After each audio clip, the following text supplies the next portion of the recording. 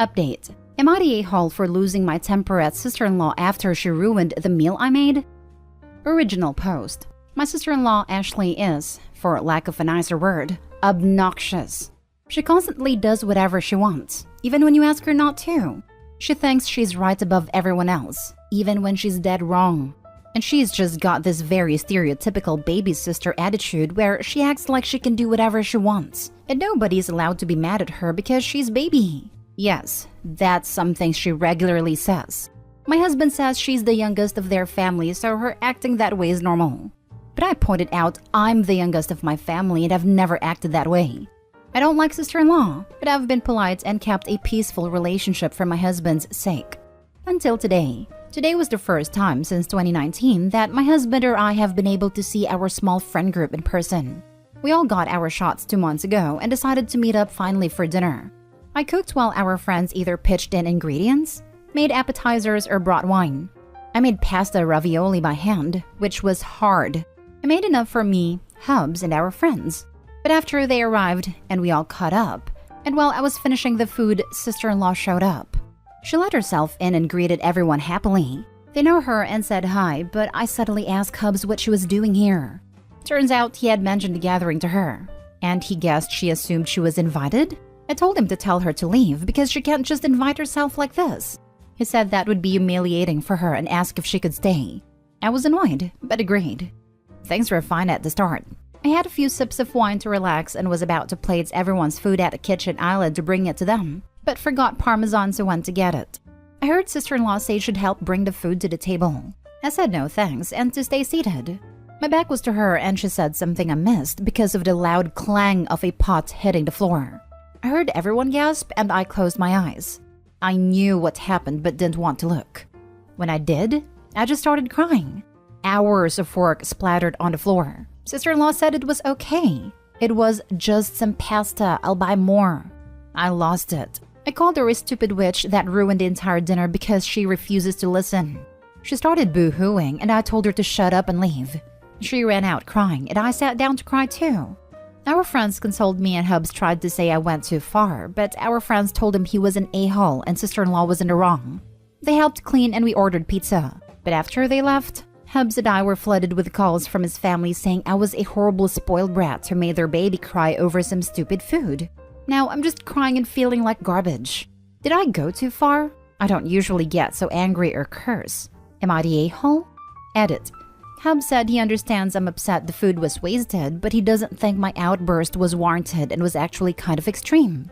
Tomorrow is his off day and I told him he's going to be making the dish like I did, by hand and on his own, and then at the end we'll see if he thinks my outburst was unwarranted. Now for the top comments before reading the updates. Not the a-hole. This incident was the straw that broke the camel's back. I've made stuffed ravioli a few thousand times and it's always difficult and expensive. It's not just pasta. It's hours and hours of planning, prep, and work that she completely dismissed like it didn't matter. Like you don't matter. That was on top of her barging in when she wasn't invited. Frankly, I think she got off light, and so did your husband. He really needs a reality check. His sister's behavior is not normal and has nothing to do with her being the youngest. Enough is enough. I'm the baby of my family, youngest of all my siblings and cousins. So I'm the youngest. And my family would have looked at me like I'd sprouted another head if I'd ever acted even half as bad as my sister-in-law does. It baffled me when I first saw her parents/older siblings act like it was nothing. I'm the youngest in my family as well, and if anything, it made me act more mature so I could keep up with my older siblings. I hated being referred to as the baby. Not the a-hole. You overreacted in a moment of high temper, but she inserted herself into a dinner uninvited, disregarded the hostess's wishes, and then downplayed her disaster. You had every right to be upset, and she decided to turn the family against you. She's the a-hole. I don't usually flip out like that. I'm very level-headed, but seeing my hours of hard work dumped on the floor just broke me. Since she offered to buy more, hand her an invoice to cover the cost of ingredients plus an hourly charge for how long you spent making them. $50 an hour sounds reasonable, right? Sounds good to me. You never mentioned her actual age? She's 31. Oh geez, you just made my feet curl in cringe. Now first update. Hubs made pasta for the first time today, and it went much like I'd anticipated. He was all confidence and it'll be easy during the first 30 minutes. But towards the end of the first hour, that disappeared as the burn in his arms really set in from making enough dough for almost 60 ravioli. I did not lift a finger to help him knead, since I didn't get any help when I did it. After the dough was done and wrapped up in the fridge, he made a filling which took another 40 or so minutes. Then the dough was brought out and he had to start crafting the ravioli, all by hand after rolling the dough out. Lord, that went on for ages. Just rolling some dough out, cutting out squares, filling them and putting the top on, rinse and repeat until the dough and filling was all gone. All in all, the entire process from start to finish for him on his own took a little over 4 hours. And that's with us not actually cooking any of the ravioli. Also, he didn't make any sauce or cook any shrimp for the ravioli to be served in/with. Also, he didn't prepare any salad to go with it. And when I told him this, that there was still more to do, he almost started crying. He started saying sorry at the 1 hour mark and hasn't stopped apologizing since. We had a long talk about his sister and the dinner she ruined, the other times she's pulled similar incidents, there's a lot, and how him and his family always let her get away with it. He says he knows how they treat her isn't normal and he doesn't like it, but was raised to just go with the flow regarding Ashley. But he said he's going to call her and tell her we need some space from her for now. Second update. Hubs just got a message from his cousin of Ashley laughing and bragging about intentionally spilling the pasta to teach me a lesson for being such a snobby witch. A handful of you all thought she did it on purpose, but I didn't actually think she did until hearing her admit to it. I have never seen my husband this angry before. I don't know what's going to happen now. Now for the final update. Hi everyone. So much has happened since the pasta fiasco that I'd honestly completely forgotten about this account until this morning. When I logged on, I saw that I had a bunch of requests for an update. So here I am. I was going to post this in an edit on my original post, but it ended up being way too long. Someone said I should just post it in the comments, but they're locked, so I decided to just make my own post and put a link to it in the original AITA post since. I'm not sure how to do an official update post on the AITA sub. Sorry. So for the update. Like I said, a lot happened since then. I'll try to remember all of it. But be warned, I'm just going to put down everything as I remember it and try and make it in order. But it's been like 4 months, so I may not do it perfectly. Here goes. So sister-in-law bragged to her and Hub's cousin Brenda that she ruined the dinner on purpose. Hubs went to confront his family. Sister-in-law denied everything till Hubs played a recording. Hubs banned sister-in-law from our house until she apologized to me sincerely and reimbursed us for all the wasted food. Sister-in-law went ballistic, sobbing and throwing a massive tantrum until mother-in-law tried calming her down and scolding Hubs for choosing some floozy over your blood family. Hubs apparently flipped and called out his family on their weird babying of sister-in-law, saying they made her into a spoiled monster. This just started a huge screaming match between all of them, before Hubs said he wasn't speaking to them for the foreseeable future before storming out. That's when he called me and told me to block all of his family. And before I could hang up, I started getting tons of calls/texts from all of them just saying the most hateful stuff to me. All of my socials, from my personal Insta to my work email, were bombarded with hate until I managed to block all of them, but it took weeks for them to all stop. The only people in Hub's family who weren't harassing us were his paternal grandparents, his maternal grandmother, a few of his cousins on both sides, and his paternal aunts/uncles. Actually, I think all of the hate was from his maternal side, though not all of them. After blocking them, all things were peaceful. Until a few weeks later, our friend Kelly's car was vandalized really bad when she stayed at our house for the weekend. I'm talking the sides were keyed.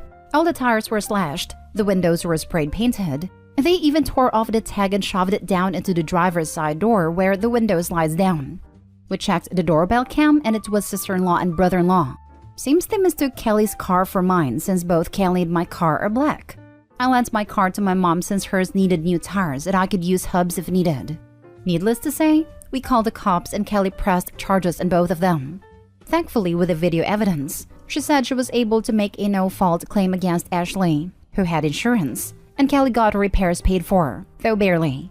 Sister-in-law and brother-in-law getting arrested caused a huge rift in Hub's family, between those who don't think it was necessary that they be arrested, though most think they should have just paid for repairs out of pocket, and those who think they got what was coming to them. Also, the arrest cost brother-in-law his job at a university. Hub's cousin Brenda, who is keeping us in the loop, told us that anyways. We didn't look into it. Lastly, Brenda also informed us that during the whole family drama thing, it was revealed that Ashley is only their half-sister, according to the maternal grandmother anyways. Seems she verbally tore mother-in-law to pieces after mother-in-law insinuated sister-in-law hadn't done anything to deserve this treatment. Brenda said their grandmother said, "You felt bad that your husband didn't love her because he knew she was just your shameful affair baby. So you loved her more than your other kids in some twisted effort to make up for it. And you pulled your other kids into doing it too, and all you did was succeed in spoiling her rotten." Brenda told us more, but that part is what really stuck in my mind. Honestly, hearing all of that was unbelievable for me. I had no idea this level of drama was buried in my husband's family. Then again, neither did he. And all of this snowballed from a ruined ravioli dinner. Hubs and I have decided to distance ourselves from that part of his family for now. After handing Kelly a copy of the video of sister-in-law and brother-in-law tearing up her car, we more or less washed our hands of dealing with them all. And I've been way less stressed lately. Hubs too, that we've both noticed. So, not a terrible end? Not sure who will see this update, but I'll be logging out of this account after a while since I think everything is mostly over. Thanks for reading, and extra thanks for everyone who sent me so many kind messages after my first post. It made me feel a lot better. Wow. Just wow. I figured there would be some drama from sister-in-law, but not her and her own husband nuking their lives like this. I'm sorry that you've had to deal with a soap opera level of drama.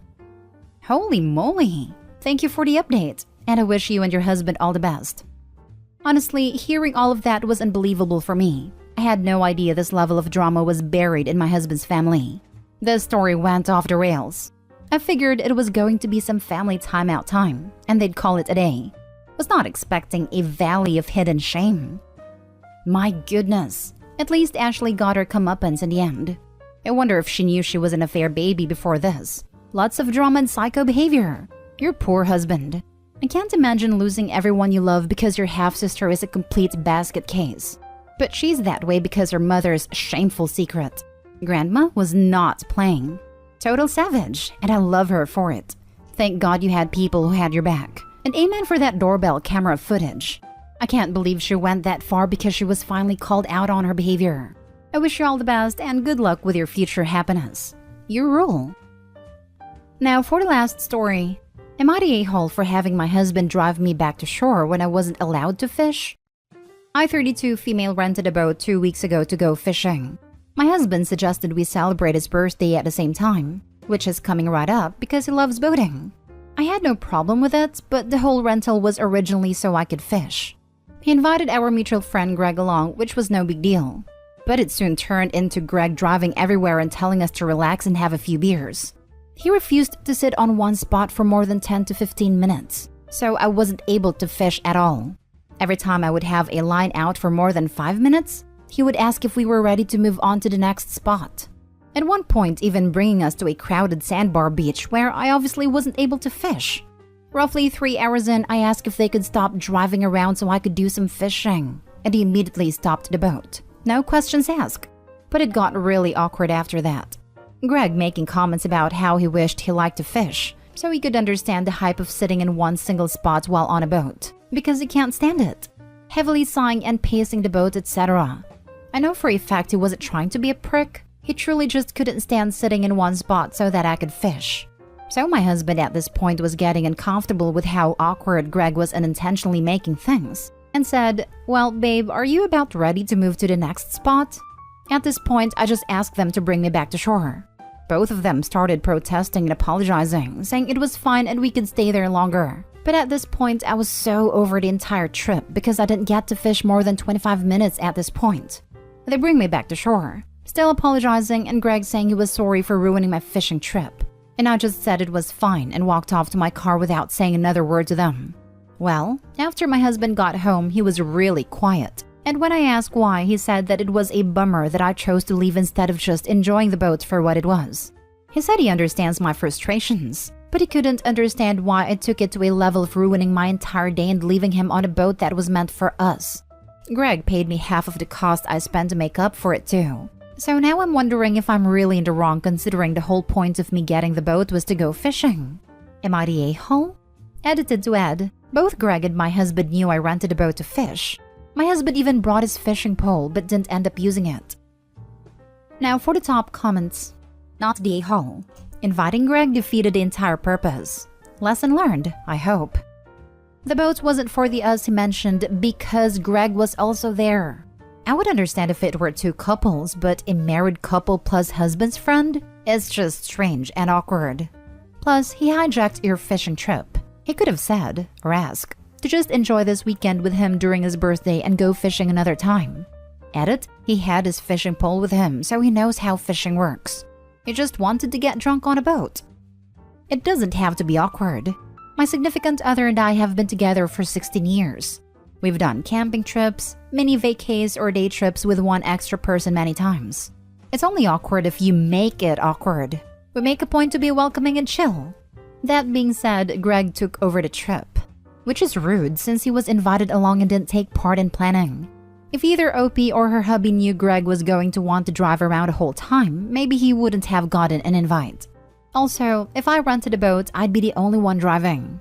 I wouldn't be risking anyone being dumb and costing me big bucks paying for damages. So if Greg just took over driving and asked, he's doubly the a-hole. Not the a-hole. You wanted to fish and rented a boat. You weren't able to fish. Letting Greg do the day the way he wanted to do it was a mistake. He was your guest and should have behaved like one. Also, if Greg doesn't like to fish, then he should have declined the invitation. I don't like to fish. I would never say yes to joining someone on a fishing trip. It's like if someone decided to tag along when I was trying to bag a peak, but they hate hiking. Just why? Not the a-hole. Greg is a bad guest. They know your hobby is fishing, right? They know you originally rented a boat to fish, right? They should have been courteous and split up the boat time equally. Also, Greg should take his own advice. Relax, have a few more beers, instead of pacing and complaining like a child.